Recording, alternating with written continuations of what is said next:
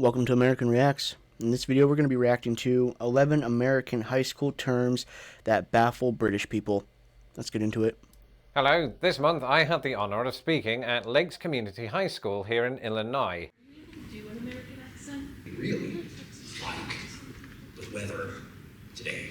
Do you know what happens though? Firstly, That sounds like hello a to forced all of accent you for that came sure. out to see me that day. And secondly, thank you for providing me with two things. Number one, hope for the future. Your questions were really exciting and made me think about things that I hadn't previously thought about. And one of those things, which is the second thing, is that I have a knowledge gap when it comes to American high school life. I didn't grow up here and go through the high school system. I don't have kids that This is going to be interesting because I'm going to wonder what his gap is. I'm going to wonder what things have changed since I've been to high school. It's been a minute, and just really see the differences in what he's used to. American high school life. I didn't grow up here and go through the high school system. I don't have kids that are going through the high school system. So this video here today is going to be a rare one for Lost in the Pond, in which I'm tested on high school terminology that I have to admit I'm still very confused about. And if you yourself are confused and you're thinking, who is Recess. He's conf- When I was in high school, we didn't have recess. That was an elementary school thing. And then even when I got to middle school, I don't even think they call it recess. We just, whenever we got done with lunch, we would be able to go outside and play in the field. And in middle school, we didn't have, like a jungle gym or slides and stuff. We just had a field and like footballs and a little basketball court and whatnot. that I have to admit I'm still very confused about. And if you yourself are confused and you're thinking, who is this man on my screen and why am And in I high school, we didn't even go subscribed outside to at him? all Do that at lunch. now. Unless we were skipping school. In the meantime, here are 11 American high school terms that confuse British people, including me. The first one is freshman, which I know this is a term, it's something that I've Yes, freshman. This is your first year of high school, ninth grade. You're fresh to the school. I remember being in middle school, dreading going to high school. It's one of those things where you watch a lot of movies and you just think, you're going to get your head shoved in a toilet, you're going to get your head shoved in a locker. And it's not that at all. talked about here on Lost in the Pond before. I also know that it is a particular year within high school. I just can't remember exactly where. If memory serves me correctly, this is equivalent to First year. what we call in Britain year 10. So it's like ninth grade. Is that right? I think. I can't remember exactly. I suppose I guess they call kindergarten is probably year one. Here, your very first year of school when you're 5 is kindergarten. Then it's first grade, second grade, third grade, fourth grade, so on and so forth, all the way up to 12th grade. it also means that it's them in their first year, because I remember when I was at university, Freshers Week, which is a very similar word, meant the first week of university, and I was in my freshers year, I suppose. Freshman, a student in their first year of high school, roughly year 10 in England and Wales. That was very well remembered from the video that I did many years ago about British versus American school differences. Similarly, Americans use this word, sophomore, which is, I think, the year after freshman year. Yep, sophomore is 10th grade in America. I have no idea what sophomore stands for. I just know it's 10th grade. Freshman, it makes more sense. You're fresh, first year, ninth grade, 10th grade, sophomore is going to be your second year of high school. Americans use this word, sophomore, which is, I think, the year after freshman year, so that must mean the second year of high school, I think, which would be the equivalent of year 11 in the UK. A sophomore, second year high school student.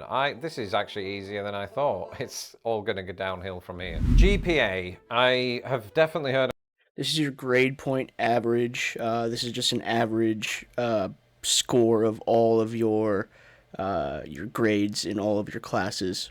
Americans talk about their GPA before from here. GPA. I have definitely heard Americans talk about their GPA before, and they had to clarify at some point that this had nothing to do with golf tournaments. It stands for something entirely different. I don't remember exactly what it does stand for, but I know that it's an overall qualifying score in your high school year that determines, I think, where you go on to university, but I can't remember what it stands for. Golf.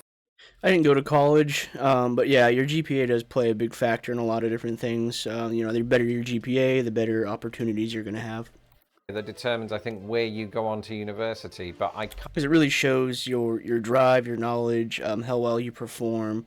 Therefore you're going to have better access to better better things that get you grants, whatnot, scholarships, all that good stuff. Can't remember what it stands for. Golfing professional athletes that.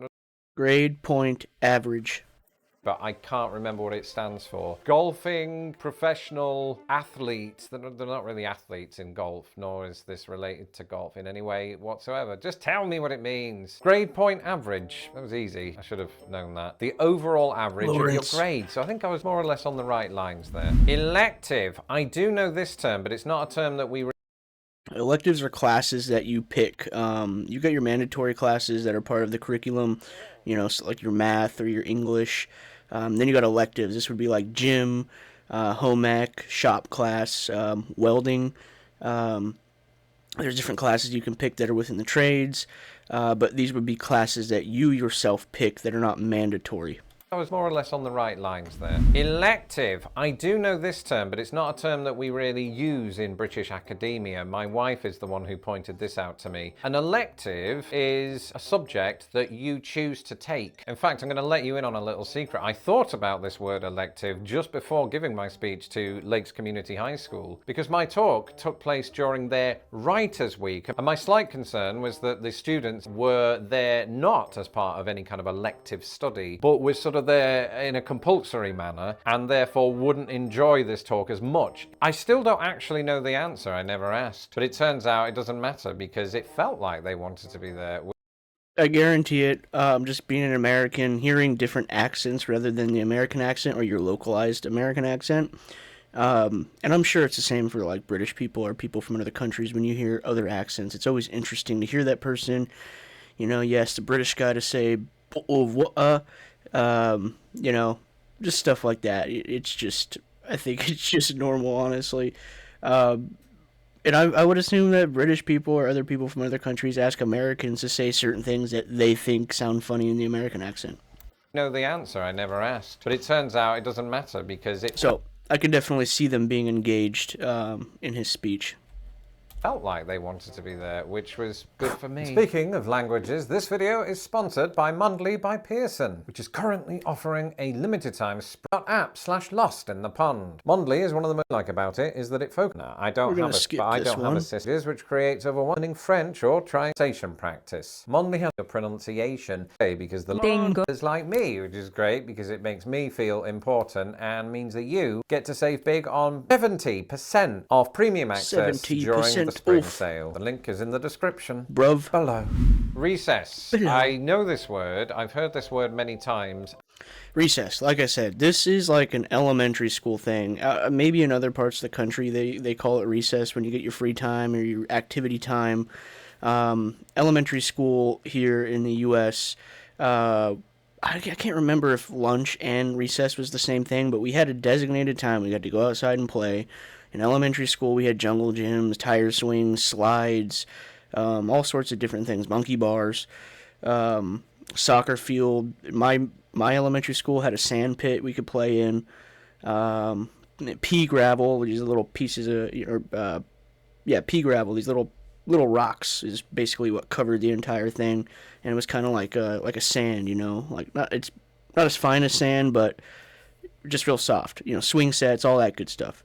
And then middle school, we went out and played in the field. We didn't have all this equipment to climb around on. People just kind of hung out in their groups, played basketball.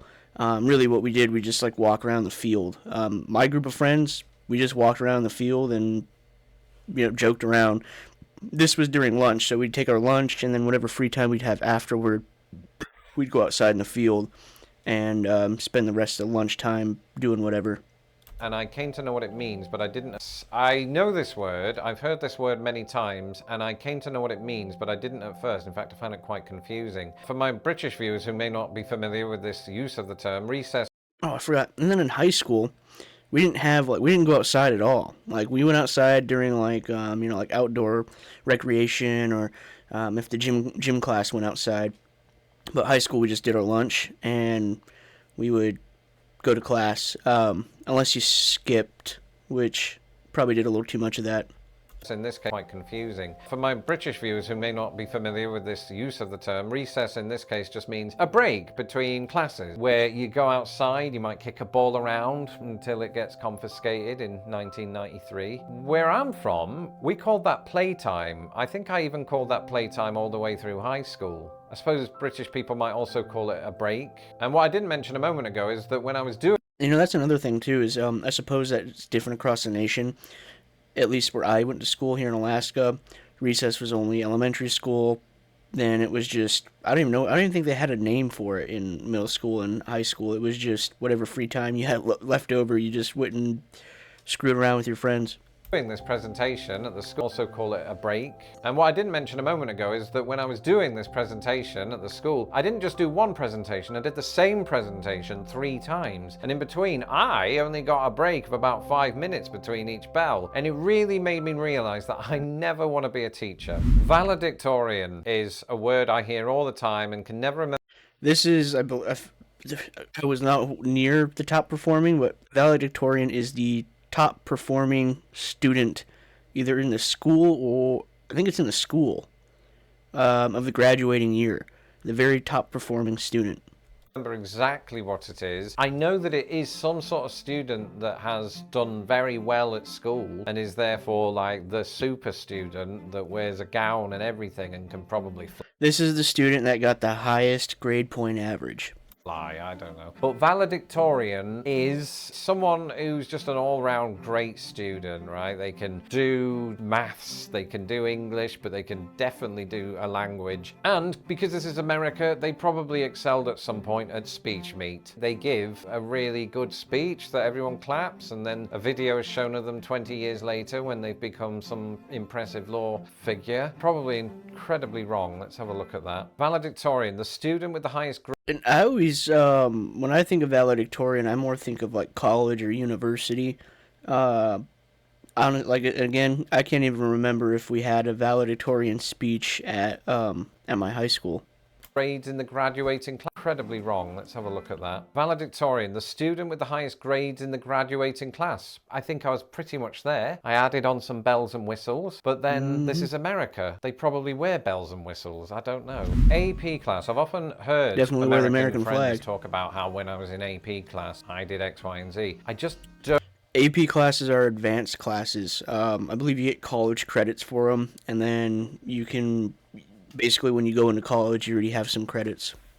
American friends talk about how when I was in AP class, I did X, Y, and Z. I just don't really know what it is. When I think of AP, I think of Associated Press, so maybe it's some sort of journalism class. I just don't know why the Associated Press would sponsor all of these classes. I don't know. I genuinely don't know what AP stands for. It's just something I've not looked up. So GPA is grade point average. Maybe it's that backwards, so it's average point class. So you take this class in order to get better at getting a good GPA. Can't be right, can it? That cannot be right. Let's have a look. Advanced placement, a more difficult course that can sometimes count toward university credit. Correct me if I'm wrong, but that's sort of close to what I was saying, but just completely by accident. It seems like it is important if you want to go into higher education. So take those AP classes, kids. When I did the speech, I was very lucky that I was in the slot right after lunch. Because in my head I was thinking, well, they'll come back with all this great energy, right? And they did, which meant that I didn't have to do all the work, which is always nice. But this word, cafeteria, came up in the conversation that my wife and I were having. That's surprising. I don't know why they don't have a cafeteria or they use the term cafeteria. I figured cafeteria would be more like a universal term. But this is where you eat your food, right? This is where the tables are. This is where the lunch ladies are serving the food, and then you sit at the table in the cafeteria, eat your food, and then after you eat your food, you would go out in the field and, play or have a good time or do whatever. Which is always nice. But this word, cafeteria, came up in the conversation that my wife and I were having about this very thing before I got to the presentation. And it struck me, that word, because obviously British people know what a cafeteria is. So I suspect that this word is in here for a slightly different reason. And that different reason is that in the UK, when we talk about food... Do they call it an eatery or something? I don't know. I'm guessing. court areas that are in our school, we don't often use the term cafeteria. We're more likely to use the term canteen, which might be confusing to some because that's Canteen. also the name, I think in both countries, of a drinking bottle. Yeah, Prom, which that's by what the the way, I think military, this will like a also have to military come with a canteen you drink caveat. The from. word prom in the sense that Prom. American prom, which by the way, I think this will This is something I heard. I think I'm pretty well aware of. Is that I don't think in a lot of European schools they have dances. Like you have a homecoming dance. It's like the beginning of the year, and then you have prom, which is at the end of the year. And at my school, prom was only available to junior and senior year. So junior is 11th grade, senior is 12th grade. And then you could, like, if you were dating somebody from like a freshman or a sophomore, you could bring them, but that's the only way they could go to prom.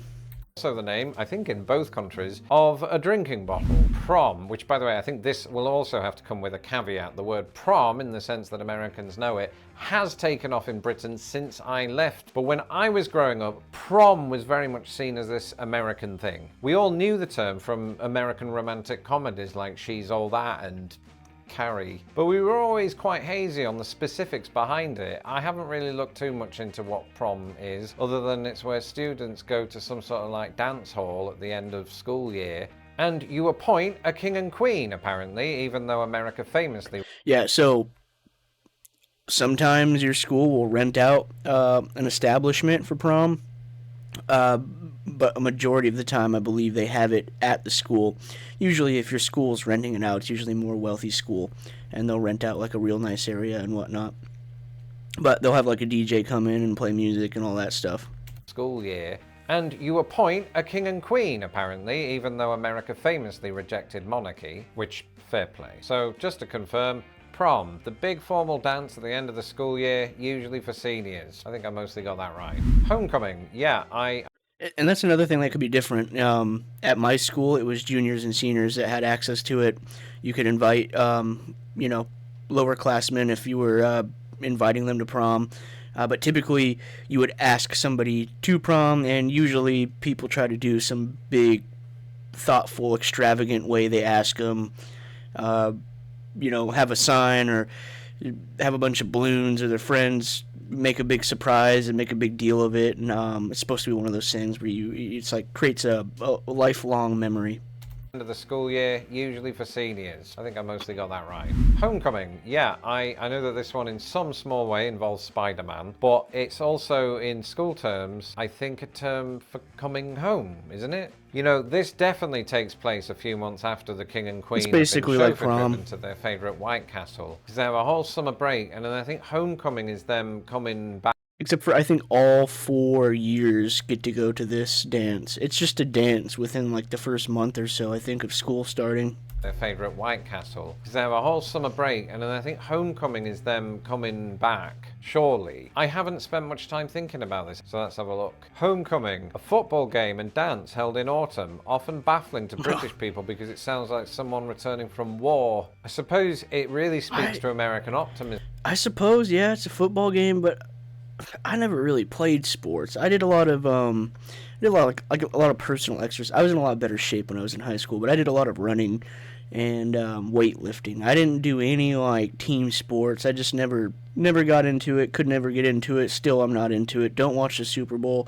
Don't watch soccer. Don't watch any sports. I much more prefer personal health, and that's currently what I'm working on right now, trying to get back into shape.